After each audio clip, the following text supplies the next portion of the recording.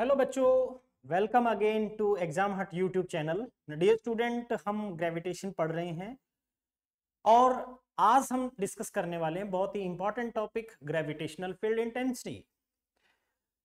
अब gravitational field intensity क्या होता है, इससे पहले हमने क्या स्टडी कर लिया और इसका पीछे के लेक्चर के साथ में क्या रिलेशन है, एक बार थोड़ा सा वो समझ लेते हैं।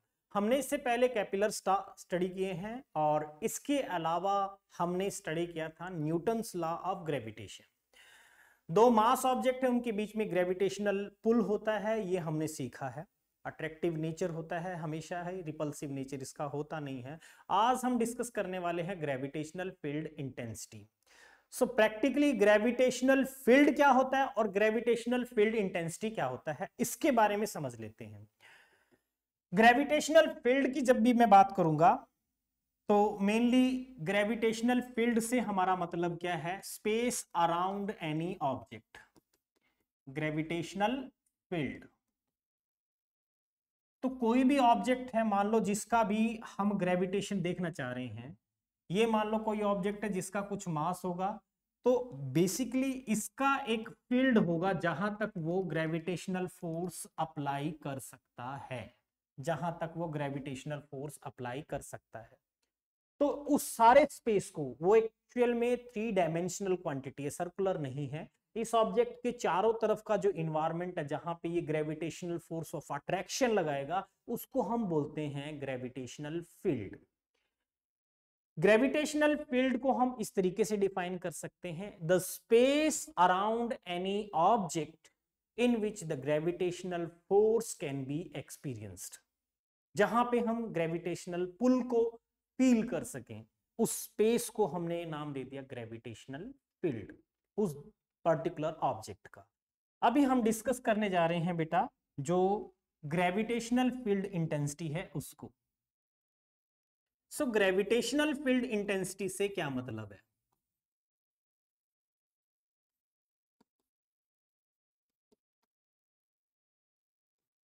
Gravitational field intensity, gravitational field intensity का मतलब क्या है, जैसे मैंने अभी थोड़ी देर पहले एक ऑब्जेक्ट लिया, सपोज करो ये m मास है कोई, और इसके चारों तरफ बेटा एक स्पेस है जिसके अंदर ये ग्रेविटेशनल पुल अप्लाई करता हो।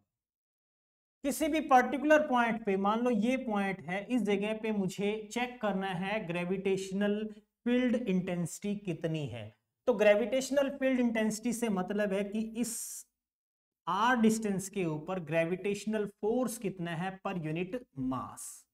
ठीक है, पर यूनिट मास का मतलब है बहुत नेग्लिजिबल मास हम कंसीडर करेंगे, जिसको हम यहां रख करके इस ऑब्जेक्ट की वजह से इसके ऊपर फोर्स कितना है, फोर्स की स्ट्रेंथ कितनी लगेगी, वो चेक करना चाह रहे हैं। टेस्ट मास इसको हम बोल सकते हैं बेसिकली।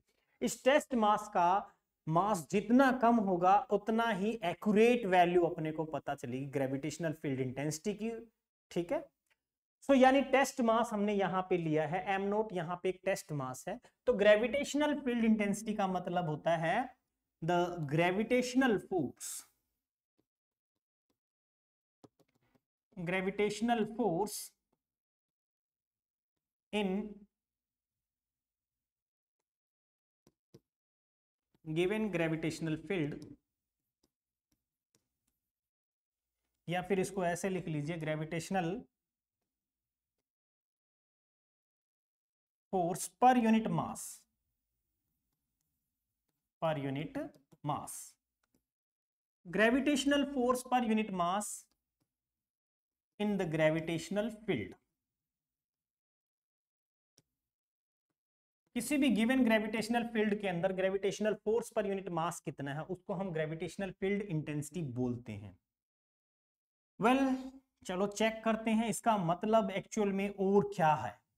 ये सबसे पहले तो एक वेक्टर क्वांटिटी है, इसकी एक पर्टिकुलर डायरेक्शन होती है, वेक्टर क्वांटिटी है, एसआई यूनिट इसकी क्या रहेगी ये भी सीखेंगे।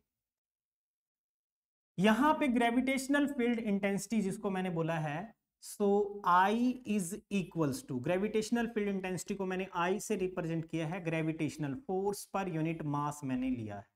अगर ऑब्जेक्ट का मास कैपिटल एम लिया है तो ग्रेविटेशनल फोर्स बनेगा capital G capital M small M upon R square divide by small M, M से एम कैंसिल हुआ, तो ये आ गया मेरे पास में capital G capital M upon R square, where R small R is the distance between the centre of source object to the centre of test object.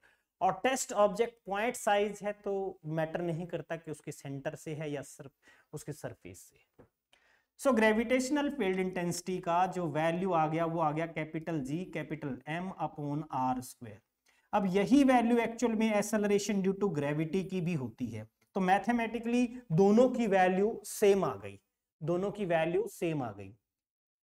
ये z की वैल्यू मुझे कैसे पता चला कि यही है, चलो हम इसको भी चेक करते हैं, इसको भी हम चेक करते हैं। वेक्टर क्वांटिटी है, इसके साथ साथ इसकी एसआई यूनिट को भी हम समझ लेते हैं। SI unit is metre per second square हो सकती है या फिर न्यूटन पर केजी भी हम बोल सकते हैं, न्यूटन पर KG.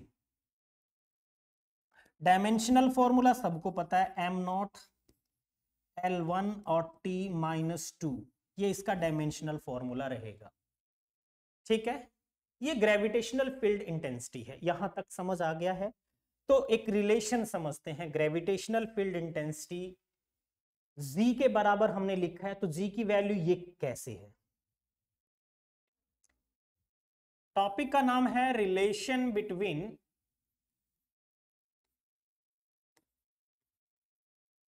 Small G and capital G. बेटा कैपिटल जी सबको पता है क्या है, यूनिवर्सल कांस्टेंट है। कैपिटल जी क्या है, यूनिवर्सल कांस्टेंट है। और स्मॉल जी यहाँ पे है एक्सेलरेशन ड्यू टू ग्रेविटी, जिसके बारे में बहुत डिटेल में हम पढ़ चुके हैं। एक्सेलरेशन ड्यू टू ग्रेविटी का मतलब है the acceleration produced in the object under the effect of gravitational pull by the earth हो सकता है, by the any another planet हो सकता है। जब भी कोई object under the effect of gravity fall कर रहा है तो उसके ऊपर एक्सेलरेशन हम बोलते हैं एक्सेलरेशन ड्यू टू ग्रेविटी है, या फिर ग्रेविटेशनल पुल के चलते उसके अंदर एक्सेलरेशन कितनी प्रोड्यूस हो रही है उसी को हम एक्सेलरेशन ड्यू टू ग्रेविटी बोलते हैं। In general acceleration due to gravity G 9.8 metre per second square हम लेके चलते हैं सरफेस पे।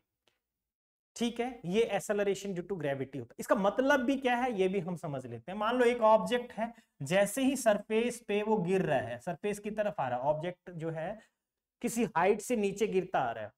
अब यहां पे मैंने इसको ड्रॉप किया तो इनिशियल वेलोसिटी 0 है, लेकिन एक सेकंड के ठीक एक सेकंड के बाद में इसकी वेलोसिटी हो जाएगी 9.8 मीटर पर सेकंड, और उसके नेक्स्ट सेकंड में फिर इस 9.8 मीटर पर सेकंड के अंदर और ऐड हो जाएगा 9 यानी इसके आगे फर्दर एक सेकंड के फिर बाद में अब वेलोसिटी कितनी हो जाएगी 9.8 पहले वाली प्लस 9.8 मीटर पर सेकंड इतनी हो जाएगी। अब बेटा ये कैसे पता चला, क्योंकि ऑब्जेक्ट जब ऊपर से नीचे की तरफ आ रहा है तो उसकी वेलोसिटी इंक्रीज होती है, ये मैकेनिक्स में भी हम पढ़ चुके हैं। और जैसे ही ऑब्जेक्ट को हम ऊपर की तरफ थ्रो करेंगे तो वैसे वैसे उसकी वेलोसिटी क्या होती है, डिक्रीज होती जाती है पर सेकंड में। कितनी डिक्रीज होती है पर सेकंड में, चेंज कितना है उसी को तो हम बोलेंगे। एक्चुअल में स्मॉल जी जिसको हम एक्सेलरेशन ड्यू टू ग्रेविटी बोल रहे हैं वो क्या है, change in velocity, change in velocity with respect to time, change in velocity with respect to time. So per second में जो वेलोसिटी में चेंज आ रहा है उसको हम बोल रहे हैं 9.8 मीटर पर सेकंड। हर एक सेकंड में वेलोसिटी इंक्रीज होती जा रही है, कितना 9.8 मीटर पर सेकंड से इंक्रीज हो रहा है हर सेकंड। और वैसे ही जब अपवर्ड डायरेक्शन में जाएगा तो इतना डिक्रीज होता चला जाएगा। That's why the acceleration due to gravity is 9.8 metre per second square. बहरहाल इसके बारे में भी हम और डिटेल में बात करेंगे, ये किन किन फैक्टर पे डिपेंड करता है। अभी अपने को ये मान के चलना है कि एक्सेलरेशन ड्यू टू ग्रेविटी हमें आता है। हम बात कर रहे हैं स्मॉल जी और कैपिटल जी के बीच का रिलेशन। स्मॉल जी आपको ये पता लग गया, और कैपिटल जी हमने जब Newton's law of gravitation study किया था तो कैपिटल जी यहां पे एक कांस्टेंट आया था। इस कांस्टेंट को हम कैपिटल जी को क्या बोल रहे हैं, यूनिवर्सल कांस्टेंट बोल रहे हैं। ये कांस्टेंट नहीं है, स्मॉल जी कांस्टेंट नहीं है, जबकि कैपिटल जी क्या है, एक कांस्टेंट क्वांटिटी है जिसकी वैल्यू फिक्स है।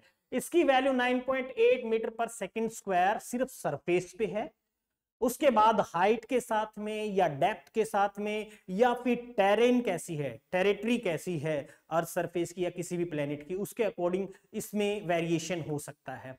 पोल पे अलग होगी, इक्वेटर पे अलग होगी। तो स्मॉल जी की वैल्यू फिक्स नहीं है, जबकि कैपिटल जी की वैल्यू फिक्स है। कैपिटल जी की वैल्यू फिक्स है और वो वैल्यू कितनी थी, 6.67 इंटू 10⁻⁻11 न्यूटन मीटर स्क्वायर पर केजी स्क्वायर। दूसरा जो इंपॉर्टेंट डिफरेंस आपको देखने को मिल रहा है, ये मीटर पर सेकेंड स्क्वायर में है इसकी यूनिट, तो इसकी यूनिट है न्यूटन मीटर स्क्वायर पर केजी स्क्वायर।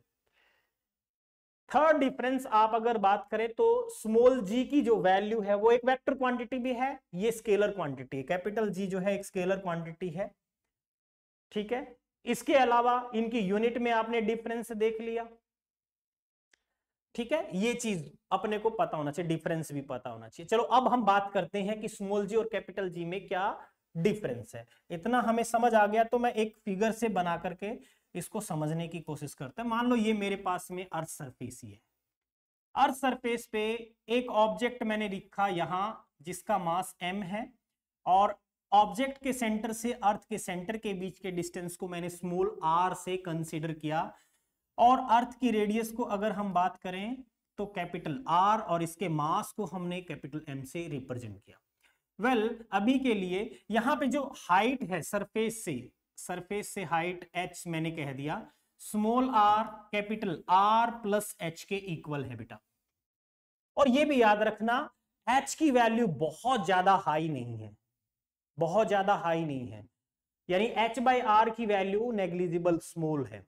अगर h बाई आर की वैल्यू रीजनेबल हो जाएगी तो फिर ये मैं जो लगाऊंगा फॉर्मूला वो एप्लीकेबल नहीं होगा। अभी इसका वेट डाउनवर्ड डायरेक्शन में, वेट एक वेक्टर क्वांटिटी है जो अर्थ के सेंटर की तरफ लगती है, W which is equals to m into G, और अर्थ भी इसको अपनी तरफ अट्रैक्ट कर रहा है ग्रेविटेशनल पुल के चलते। और वो ग्रेविटेशनल पुल कितना है, capital G capital M small m and the distance between their centre.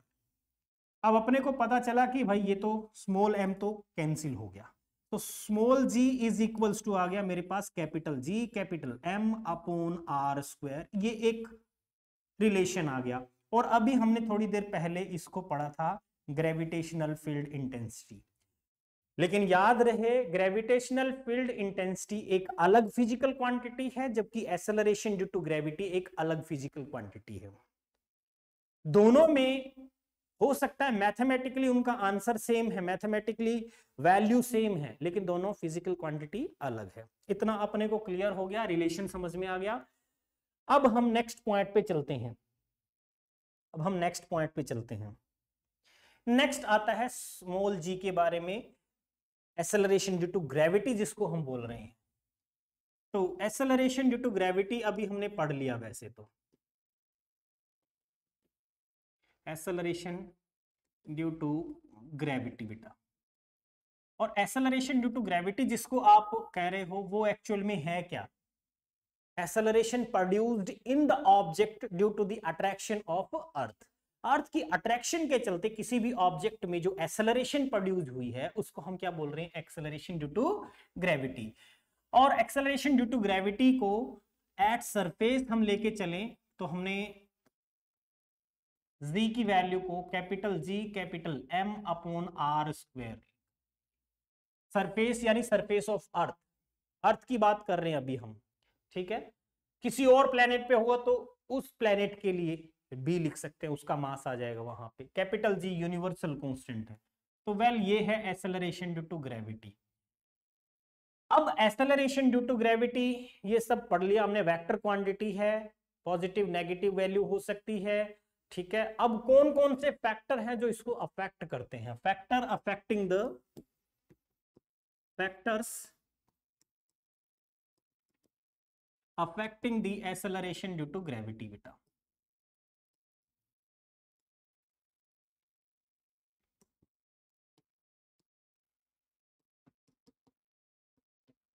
इसको कौन कौन से फैक्टर अफेक्ट करते होंगे।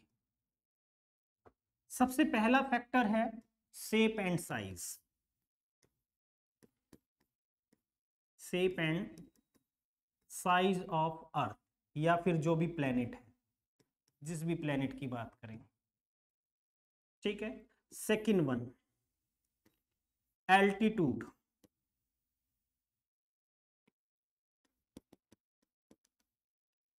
और इसी को बोल सकते हैं height above the surface. Surface से उस ऑब्जेक्ट की हाइट कितनी रहेगी। थर्ड वन है डेप्थ फ्रॉम सरफेस, सरफेस से डेप्थ कितनी रहने वाली है। और चौथा पॉइंट आता है जिसको हम लैटिट्यूड बोलते हैं, लैटिट्यूड और ओरिएंटेशन।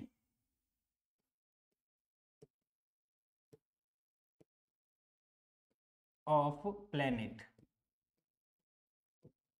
ठीक है।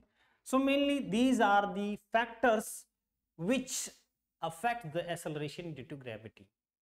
So let's discuss the first factor, that is shape and size of planet.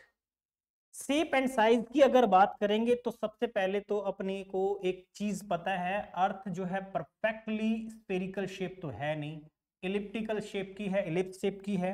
तो इलिप्स शेप की है तो इसके लिए अपने को एक बात तो पता चली होगी, ठीक है, वो क्या है कि भाई इसकी रेडियस जो है सब जगह से फिक्स नहीं है, इसकी रेडियस सब जगह से फिक्स नहीं है। तो यहाँ नॉर्थ पोल है, यहाँ साउथ पोल है, तो इस जगह पे एक्सेलरेशन ड्यू टू ग्रेविटी की वैल्यू जो होगी वो यहाँ पे अलग होगी। और अपने को ये पता है ये रेडियस और ये रेडियस, ये इक्वेटोरियल रेडियस है तो ये पोलर रेडियस, ठीक है, ये भी डिफरेंस है, यानी इक्वेटोरियल रेडियस जो है वो पोलर रेडियस से ज्यादा है, तो एक्सेलरेशन ड्यू टू ग्रेविटी भी अलग अलग होगी। इसके अलावा आपको पता है अर्थ का सरफेस जो है वो परफेक्टली प्लेन सरफेस तो है नहीं, कहीं पे एवरेस्ट है, माउंटेन्स है, तो उतनी ही डेप्थ भी है अर्थ सरफेस से बिलो। यानी हम डेप्थ की बात करें तो जैसे मेरियाना ट्रेंच हो गया, जिसकी डेप्थ जो है अर्थ सरफेस से लगभग हम 11 किलोमीटर की मानते हैं। वहीं एवरेस्ट जो है अर्थ सरफेस से 8,848 यानी लगभग 9 किलोमीटर का हाइट वो भी हो गया। तो हाइट के साथ में acceleration due to gravity change होती है, कम होती है। सरफेस पे आप मान सकते हो acceleration due to gravity maximum रहेगी, बाकी हाइट के साथ में और डेप्थ के साथ में acceleration due to gravity decrease होती है हमेशा। So well, shape and size का बहुत इंपॉर्टेंट रोल है, ये अपने को पता चल गया। इक्वेटोरियल रेडियस पोलर रेडियस से लगभग 21 किलोमीटर का डिफरेंस हम मान सकते हैं, 21 किलोमीटर ज्यादा है इक्वेटोरियल रेडियस पोलर रेडियस से। So acceleration due to gravity भी अलग होगी। सो वेल, इतनी बात अगर हमें समझ में आ गई तो अब हम बात करते हैं सबसे पहले तो हाइट का इफेक्ट क्या रहता है, जो इंपॉर्टेंट भी है हमारे लिए। दूसरा फैक्टर यानी इफेक्ट ऑफ हाइट।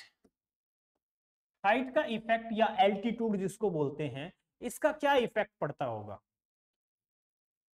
अगर मान लो एट सरफेस, क्योंकि जी की वैल्यू हमें पता है सरफेस पे कितनी होती है, at surface of earth,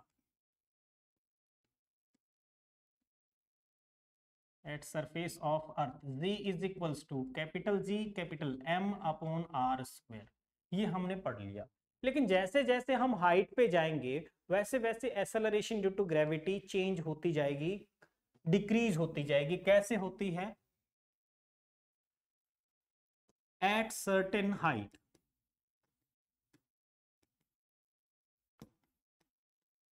above the surface, surface of earth से जब हम बात करेंगे तो जो नई एक्सेलरेशन ड्यू टू ग्रेविटी बनेगी जी एच मैंने बोल दिया, capital G capital M upon small R square, small R की वैल्यू आर प्लस एच लेते आ रहे हूं, ये स्क्वायर हो गया, तो ये वैल्यू बनेगी। अब मेरे पास में पहले वाली एक्सेलरेशन ड्यू टू ग्रेविटी के साथ में इसको मैं अगर कंपेयर करूं तो अपने को पता चलेगा, इक्वेशन इसको मैंने 1 कहा और इक्वेशन ये है 2, let's divide it. So equation 2 को हमने डिवाइड किया, dividing equation G H upon G, और मेरे पास आ जाएगा G M upon R plus H whole square, और इस वैल्यू को आप पलट के लिख सकते हो R square upon G M बेटा। और ये आपको पता चल रहा है ये तो कट रहा है, तो कट गया। अब यहां पे मेरे पास में आ गया R square upon R plus H का होल स्क्वायर, और you may write it as G H equals to G into R upon R plus H का होल स्क्वायर। ये फॉर्मूला आप लगा सकते हो। कब लगा सकते हैं इसके बारे में बात करते हैं। ये आपको तब यूज करना है जब h बाई आर की वैल्यू कितनी हो, रीजनेबल हो, नेग्लेक्ट ना की जा सके। ठीक है, दूसरा फॉर्मूला और बना के देखते हैं, एक फॉर्मूला और बना के देखते हैं। ये तो आपको समझ में आ गया, इसको तो मैं एक तरफ लिख के रख देता हूं, यानी G H is equals to बेटा जी इंटू, और यहां बन गया R upon R plus H का होल स्क्वायर। ये फॉर्मूला तो अपने को पता चल गया, फटाक से नोट कर लो या स्क्रीनशॉट ले लो। अब देखिए, अब हम बात करते हैं, इसको कुछ ऐसे भी लिख सकते हैं। इसी फॉर्मूले को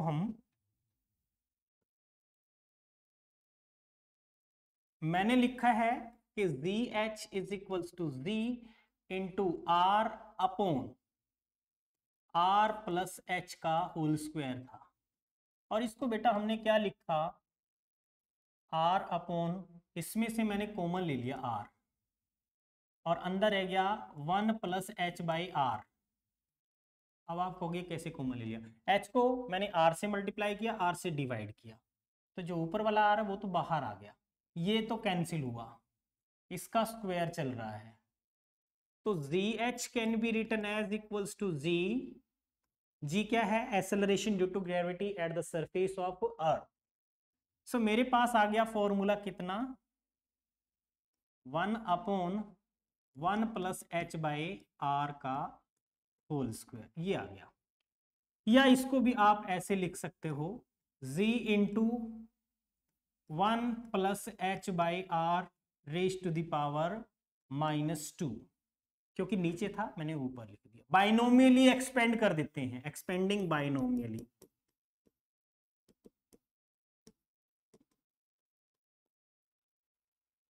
बाइनोमियली एक्सपेंड करेंगे तो ये पावर आप यहां मल्टीप्लाई कर दो, आगे की जो सीरीज बनेगी उसको हमने नेग्लेक्ट कर देना है, क्योंकि उसकी वैल्यू नेग्लिजिबल स्मॉल जाएंगी। So G H is equals to G into 1 minus 2h upon are.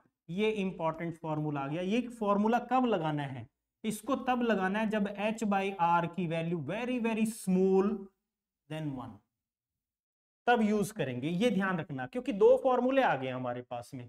एक फॉर्मूला तो ये मैंने यहां लिखा हुआ है, ये फॉर्मूला, और दूसरा ये कब लगाना है, ये आपको उस टाइम पे लगाना है जब h बाई आर की वैल्यू वेरी वेरी स्मॉल हो, या ये कहें कि h is very very smaller then the radius of earth, या फिर प्लेनेट जो भी होगा।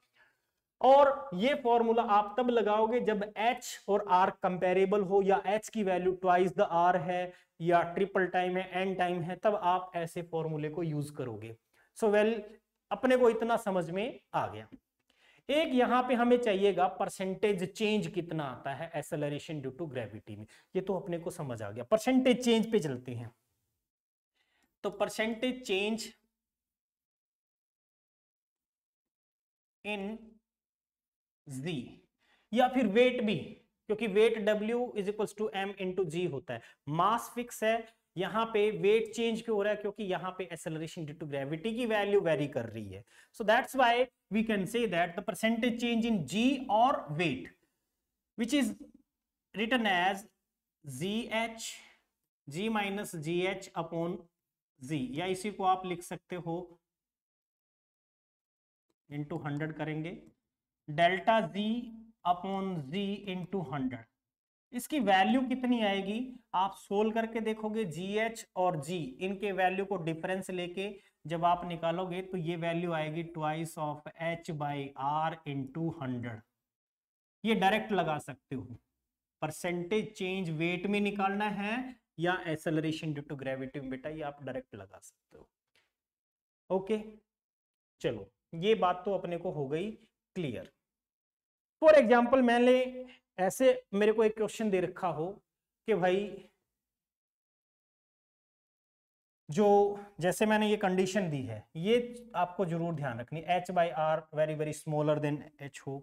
अगर उसने कंडीशन दे दी कि भाई एच की वैल्यू एन टाइम्स है, तो फिर एच की वैल्यू एन टाइम्स है तो उसमें अपने को फॉर्मूले में इसमें यूज करना है R upon R plus H. N time है तो एन इंटू आर लिखेंगे, जी की वैल्यू पे कितना इफेक्ट पड़ेगा आप निकाल सकते हो यहाँ से।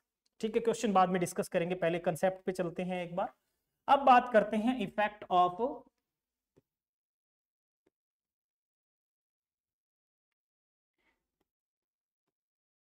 डेप्थ।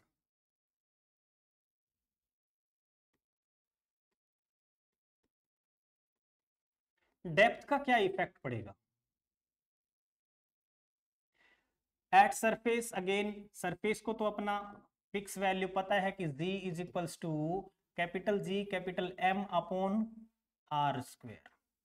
लेकिन जब डेप्थ की बात आएगी तो डेप्थ में जाने के बाद कितना पोर्शन जो है ग्रेविटी में काउंट होगा मास का, वो हमें मास इंपॉर्टेंट हो जाएगा। तो मास जो है वो चेंज होगा, क्योंकि आप जब डेप्थ पे बैठे होंगे यहां कहीं पे जाएंगे, यहाँ पे ऑब्जेक्ट का वेट देखना चाह रहे हैं, एक्सेलरेशन ड्यू टू ग्रेविटी देखना चाह रहे हैं, तो उस केस में जो इसके बाद का जो पोर्शन है ये डी डेप्थ है, तो यहां कितना बच गया होगा आर माइनस डी। और आर माइनस डी का जो भी मास है मैंने एम डैश से रिप्रेजेंट कर दिया। टोटल अर्थ का मास हमने एम कंसीडर कर रखा है। डेंसिटी को हमने रो से कंसीडर किया है, तो इस फॉर्मूले को हम और भी तरीके से लिख सकते हैं। वो कैसे लिख सकते हैं, क्योंकि m यहां किसके इक्वल होगा वॉल्यूम, यानी 4/3 pi are cube into rho. ठीक है, यहां आर स्क्वायर है, डिवाइड करेंगे तो ये आ जाएगा 4/3 pi into R into G into rho. ये भी एक्सेलरेशन ड्यू टू ग्रेविटी का फॉर्मूला है बेटा, ये भी याद रखना। अब यहां पे एक चीज नोटिस किया आपने, z is directly proportional to r and also z is directly proportional to density, बाकी तो सारा कांस्टेंट है। अब इस पे क्वेश्चन कई बार रेशियो बेस बनता है। रेशियो बेस क्वेश्चन आएगा तो आपको बोलेगा कि किसी प्लेनेट के साथ में कंपेयर करेगा अर्थ की डेंसिटी को या रेडियस को। अर्थ की रेडियस बोलेगा कि जितनी है उतनी उस प्लेनेट की है, लेकिन डेंसिटी इतने टाइम्स है। या बोलेगा कि अर्थ की रेडियस का 4 गुना है, डेंसिटी इतने गुना है, तो वहां पे एक्सेलरेशन ड्यू टू ग्रेविटी कितना होगा, रेशियो कितना होगा, तो आप इस फॉर्मूले से जा सकते हो। ठीक है, अब बात करते हैं एट सर्टेन डेप्थ। अब किसी डेप्थ पे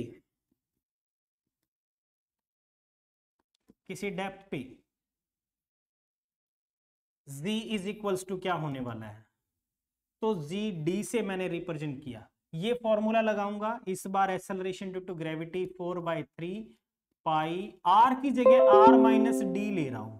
क्यों ले रहा हूं मेरे समझ में नहीं आया, मुझे यूं लग रहा है आप लोगों को समझ में आया। देखो यहां पे सेंटर से ले रहे बेटा, यहां सेंटर से ये वाली रेडियस कितनी होगी, आपने देखा कि डी डेप्थ सरफेस से ले रहे तो इधर से टोटल रेडियस आर थी आर माइनस डी, यानी आर माइनस डी इसकी रेडियस बन रही है, इसलिए मैंने रेडियस की जगह आर माइनस डी लिया है डेप्थ के लिए। जी एज इट इज और रो एज इट इज। डेंसिटी हम यूनिफॉर्म कंसीडर करके चल रहे हैं अर्थ की, जो होती तो नहीं है, लेकिन यहां के लिए हम ये इमेजिन करके चल रहे हैं कि डेंसिटी फिक्स है। Now equation first or this one is equation second, dividing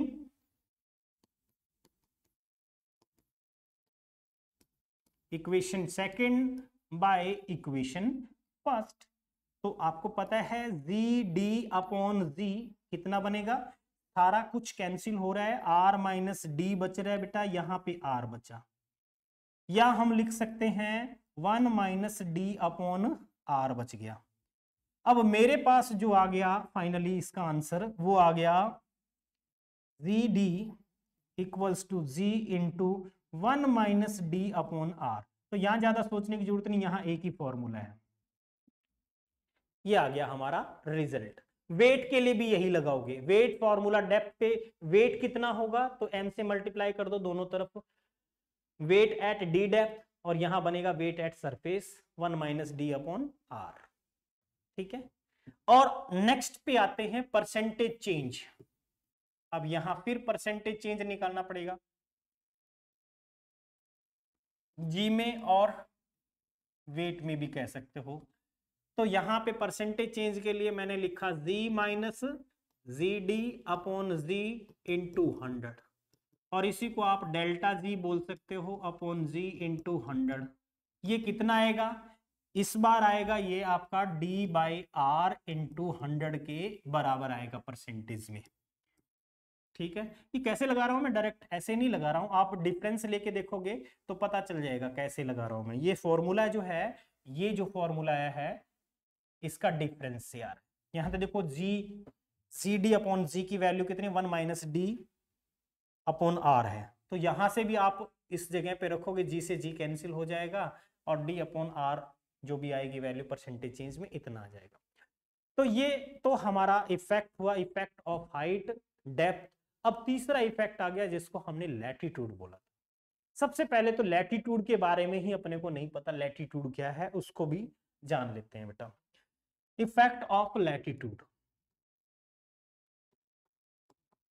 effect of latitude,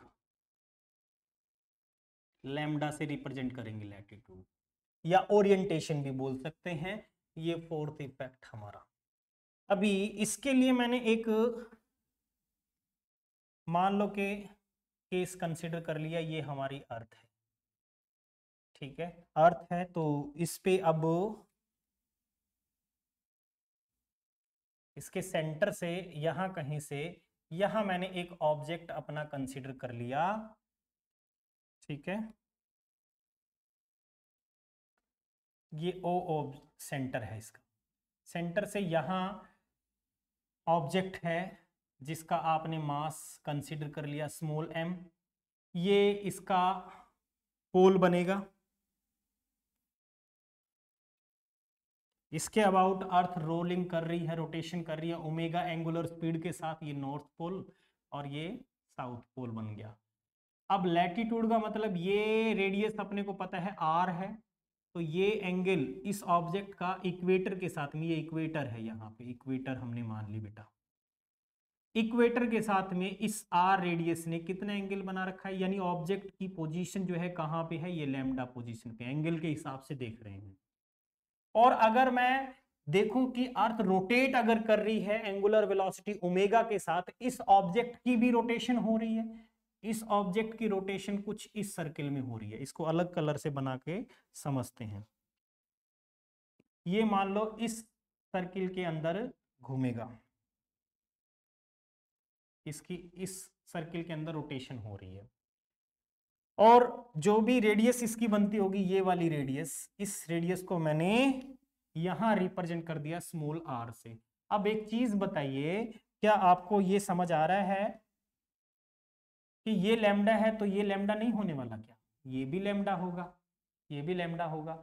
और इसका जो वेट है बेटा, वेट mg, इसका वेट सेंटर की तरफ लगता है हमेशा mg, और बाहर की तरफ इसके ऊपर एक फोर्स बनता होगा जिसको हम क्या बोलते हैं, M R omega square, centrifugal force, या M V square by are.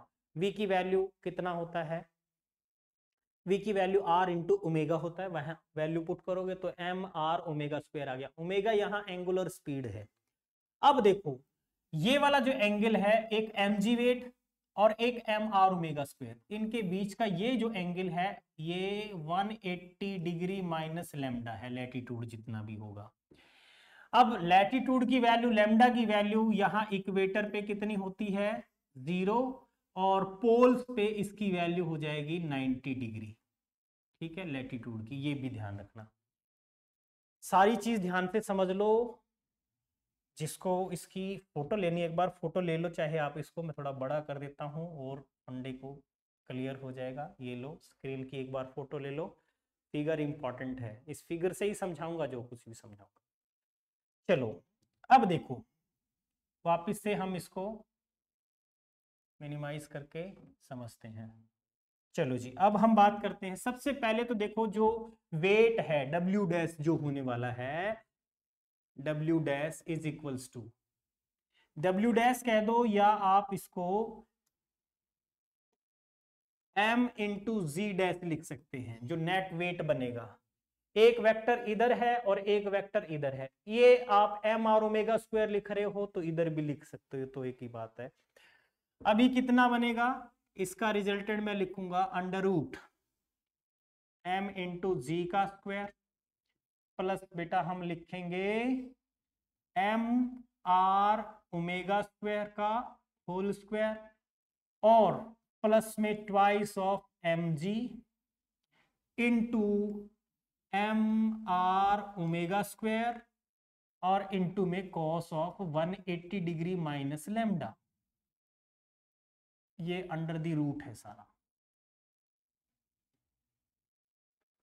समझ आ रहा है, मैंने रिजल्टेंट का फॉर्मूला यहां अप्लाई कर दिया। एक और चीज अपने को यहां देखनी है, स्मॉल आर और कैपिटल आर में क्या रिलेशन है। ये ट्रायंगल मुझे दिख रही है यहाँ पे ओ ए और ये बी। इस ट्रायंगल के अंदर अगर मैं कोस ऑफ लैम्डा निकालूं तो बेस अपॉन हाइपोटेन्यूज, बेस है स्मॉल आर और हाइपोटेन्यूज है कैपिटल आर। तो स्मॉल आर आप जिसको लिख रहे हो वो हमारा R into cos of lambda के इक्वल, ठीक है। क्लियर हुआ? वेल, अब देखो यहां पे एक टर्म है एम स्क्वायर, इसमें है एम स्क्वायर, इसमें है M into M M square, ये तो दोनों तरफ से कॉमन आके यहाँ का एम खत्म हो जाएगा, अंडर रूट से बाहर एम आएगा। तो G dash is equals to, term में मेरे पास क्या रह गया उसको लिखते हैं, ये रह गया जी स्क्वायर प्लस में आर इंटू ओमेगा स्क्वायर का कंप्लीट स्क्वायर और यहाँ माइनस, क्यों? क्योंकि कोस 180 माइनस लैम्डा है, फंक्शन चेंज नहीं होगा लेकिन साइन तो चेंज होगा क्योंकि सेकंड क्वाड्रेंट में जा रहा है।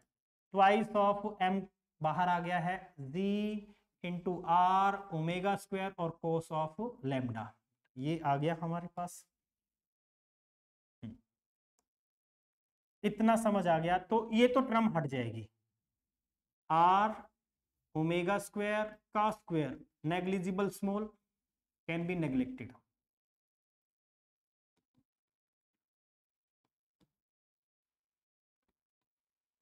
कैन बी नेग्लेक्टेड, इसको हमने नेग्लेक्ट कर दिया।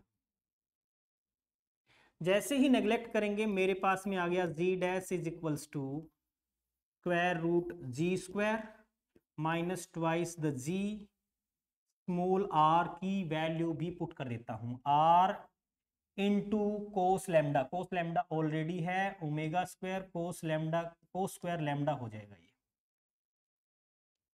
ठीक है बेटा, एक काम और कर लेते हैं चलते चलते, वो ये कि आप चाहो तो इसमें से बाहर निकाल लो जी की वैल्यू, जी से डिवाइड करके, नहीं करना तो एक काम और कर लेते हैं, वो ये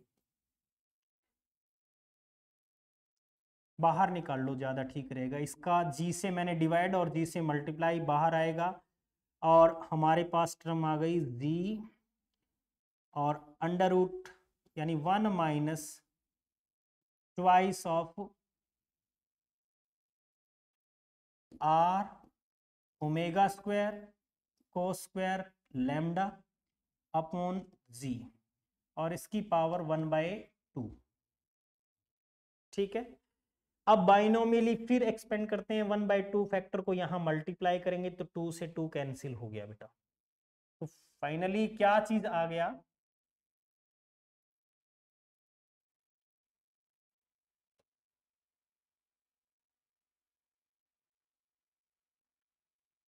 फाइनली क्या आ गया उसको लिखते हैं। देखो z dash is equals to z into 1 minus 2 से 2 कैंसिल होगा, 1/2 से मल्टीप्लाई करेंगे तो r omega square cos square lambda upon z, ये वैल्यू आएगी एक्सेलरेशन ड्यू टू ग्रेविटी की लैटिट्यूड के चलते, लैटिट्यूड के चलते। अब एक्चुअल में लैटिट्यूड का और क्या इफेक्ट पड़ता होगा, पोल पे इसकी वैल्यू कितनी है या इक्वेटर पे कितनी है, तो मैंने जैसे आपको बताया पोल पे इसकी वैल्यू कितनी है और इक्वेटर पे कितनी है, तो हम एक्चुअल में यहाँ पे ये चीज लिख सकते हैं, ये सबने नोट कर लिया होगा, इसको हटा देते हैं एक बार। यहाँ देखिए एट पोल पोल पे लैम्डा 90 डिग्री हमने कहा, लैटिट्यूड 90 हो जाएगा। So z dash is equals to g into 1 minus r omega square cos square lambda यानी 90 डिग्री अपॉन g। कोस 90 हो गया 0, तो g पोल के ऊपर किसके बराबर है, g के बराबर ही है, क्योंकि ये सारा 0 हो जाएगा कोस 90 0 होने पे। ठीक है बेटा, अब इसके बाद इक्वेटर पे और बात करते हैं, इक्वेटर पे कितनी हो जाएगी इसकी value.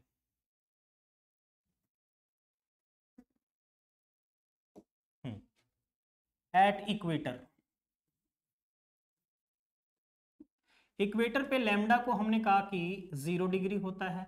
So z dash is equals to g into 1 minus कितना लिख रहे थे हम, r ओमेगा स्क्वायर और cos square 0 upon small g। अब देखो ये कोस 0 तो हो गया 1, तो यहाँ पे इक्वेटर के ऊपर z किसके बराबर आ गया, 1 minus r omega square upon g। यहां एक चीज समझ आएगी आपको कि जितना ओमेगा ज्यादा होगा, मान लो अर्थ को किसी भी तरीके से कोई अननोन फैक्टर से उसकी एंगुलर स्पीड को हमने इंक्रीज कर दिया, तो वेट कम होगा या ज्यादा होगा। आप देख रहे हो ओमेगा जैसे ही बढ़ेगा तो 1 में से ये फैक्टर ज्यादा इंक्रीज हो रहा है, 1 वैल्यू कम बचेगी, यानी एक्सेलरेशन ड्यू टू ग्रेविटी की वैल्यू कम हो जाएगी इक्वेटर पे, और डेफिनेटली उसका वेट भी रिड्यूस हो जाएगा। अगर अर्थ रेस्ट पे होती तो वेट ज्यादा होता। अभी ये जो एंगुलर वेलोसिटी है ये अफेक्ट कर रही है, तो इक्वेटर पे ये इतना ज्यादा होता है। एंगुलर स्पीड अर्थ की कितनी है सबको पता होना चाहिए, वो भी बताऊंगा कैसे, लेकिन ये याद रखना ये वैल्यू इक्वेटर के ऊपर रफली ऐसा कंसीडर करते हैं हम, जितनी इक्वेटर पे है वो पोल पे जितनी है plus 0.018 metre per second square ज्यादा होती है। ठीक है बेटा, ये ध्यान रखना, इक्वेटर पे कितनी है एक्सेलरेशन ड्यू टू ग्रेविटी, जितना कि पोल पे है उससे 0.018 मीटर पर सेकंड स्क्वायर ज्यादा होती है। ये तो क्लियर हो गया। ओमेगा की बात कर रहा था कि अर्थ की एंगुलर स्पीड आपको निकालनी पड़ जाए तो कैसे निकालते हैं, ये हम रोटेशनल मोशन के अंदर पढ़ चुके हैं।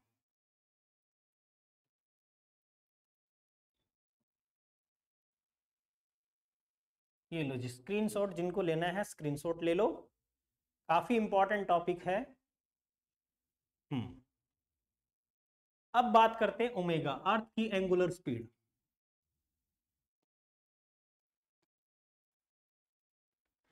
एंगुलर स्पीड ऑफ अर्थ या बाकी किसी भी प्लेनेट की जब भी बात करते हैं तो बेटा एंगुलर स्पीड का मतलब होता है थीटा अपॉन टाइम पीरियड, अपने एक्सिस पे घूमने का टाइम पीरियड। रोटेशन, अर्थ दो तरह की मोशन करती है, रोटेशनल मोशन और रेवोल्यूशन। रेवोल्यूशन सन के अराउंड और रोटेशन अपने खुद के एक्सिस के ऊपर। तो अपने को एक चीज पता है यहाँ पे कि थीटा की वैल्यू तो होगी 2 पाई और टी जो है वो कितना होगा 24 आवर्स इंटू 60 मिनट बन गए इंटू सेकेंड, तो ये रेडियन पर सेकेंड आंसर आ जाएगा एंगुलर स्पीड ऑफ अर्थ। तो आज हम इतना ही पढ़ेंगे, क्वेश्चंस हम बाद में लगाएंगे। आज का लेक्चर क्योंकि लेंथी था तो नेक्स्ट लेक्चर में मैं इनके क्वेश्चंस करवा दूंगा। तो आई होप आपको लेक्चर समझ में आया होगा, जिनको समझ आया है तो थम्स अप जरूर कर देना और शेयर जरूर कर देना।